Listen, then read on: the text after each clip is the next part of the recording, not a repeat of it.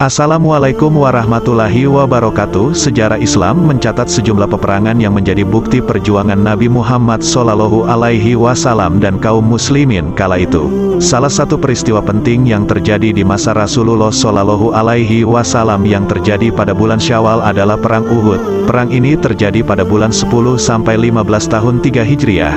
Sesuai namanya, Perang Uhud terjadi di kaki Gunung Uhud. Uhud sendiri merupakan nama sebuah gunung yang terletak di sebelah utara kota Madinah dan sekitar 3 mil jarak dari kota itu. Perang Uhud ini menjadi ajang balas dendam kekalahan kaum kafir Quraisy dalam Perang Badar sebelumnya.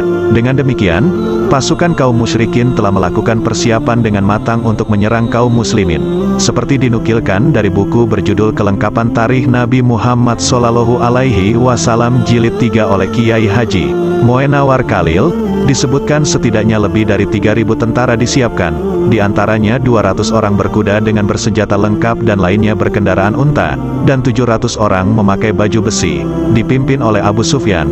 Tentara musyrikin bergerak menuju Madinah sembari membawa Tuhan mereka yang paling besar, yaitu Hubal, dan diiringi perempuan-perempuan penyanyi. Sementara itu, dari kalangan kaum muslimin, Rasulullah SAW mengerahkan setidaknya 1.000 tentara yang juga dipimpin olehnya langsung. Akan tetapi, sebanyak 300 orang yang merupakan orang-orang munafik mundur dan menarik diri dari peperangan. Golongan munafik tersebut dipimpin oleh Abdullah bin Ubay. Dengan semangat ke medan perang, Nabi Muhammad SAW dan pasukan kaum muslimin berangkat menuju Uhud pada waktu pagi, Sabtu tanggal 11 Syawal tahun ketiga Hijriah, dan kemudian pada petang hari itu juga mereka telah kembali ke Madinah. Namun, setelah dari Uhud tersebut dan kembali ke Madinah, Nabi SAW selanjutnya melakukan persiapan perang kembali. Dalam pertempuran Uhud ini, pasukan kaum muslimin terdesak dan mendapat kekalahan besar. Banyak di antara tentara Islam yang gugur dalam perang tersebut. Dalam kitab-kitab tarikh menurut riwayat Ibnu Hisham dalam sirahnya disebutkan, tentara kaum muslimin yang gugur dalam perang Uhud berjumlah sekitar 70 orang. Salah satu dari golongan muhajirin yang wafat sekaligus merupakan paman Nabi Muhammad SAW adalah Hamzah bin Abdul Muthalib. Para syuhada yang gugur dalam perang ini dikuburkan di lokasi perang di Gunung Uhud. Bahkan, Nabi Muhammad pun mengalami luka parah dari serangan musuh. Utbah bin Abi Waqqas melemparkan potongan besi dan mengenai muka Nabi hingga wajah beliau terluka dan salah satu gigi depan beliau patah. Pipi Nabi SAW juga terkena lemparan 2 potong besi yang berasal dari kaitan baju rantai oleh Abu Qamah. Kuatnya lemparan itu membuat besi masuk dan menembus ke bagian dalam pipi beliau. Melihat itu, Hatib bin Abi Balta'ah kemudian mengejar dan membunuh Utbah.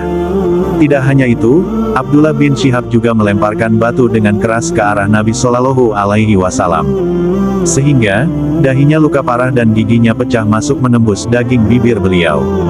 Abu Ubaidah bin Jarrah lantas berupaya mencabut 2 potong besi dari kaitan baju rantai yang menembus pipi Nabi SAW. Namun ketika besi itu dicabut, 2 gigi Abu Ubaidah ikut tanggal. Para sahabat berupaya keras melindungi Nabi SAW dari serangan musuh. Secara jumlah dan alat perang, pasukan kaum muslimin memang kalah dibandingkan dengan pasukan musyrikin Quraisy. Di samping itu, kekalahan ini juga disebabkan karena sebagian tentara muslim menyalahi perintah Nabi SAW sebagai panglima perang. Awalnya, kemenangan dalam perang Uhud nyaris berpihak kepada kaum muslimin. Kawasan Bukit Uhud yang bergunung-gunung memudahkan penyusunan strategi perang yang dilakukan Nabi SAW.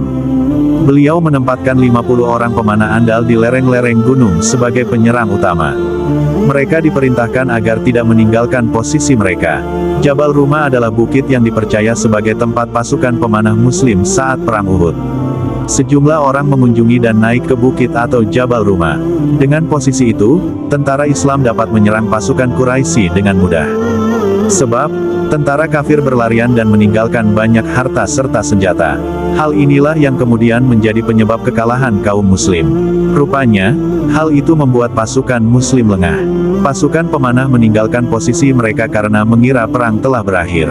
Sementara panglima pasukan berkuda Quraisy, Khalid Al-Walid, memanfaatkan kesempatan dalam kelengahan tentara Islam itu.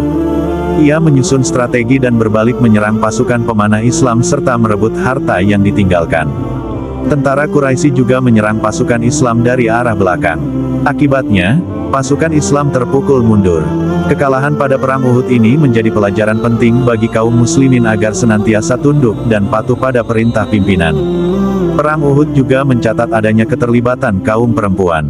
Disebutkan, perempuan dari tentara kaum muslimin ikut berperang dan membantu dalam mengambilkan air minum, menyediakan makanan, serta membuat obat-obatan bagi yang terluka.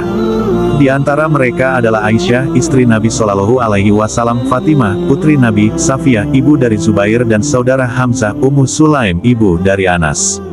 Wallahu alam bisawab.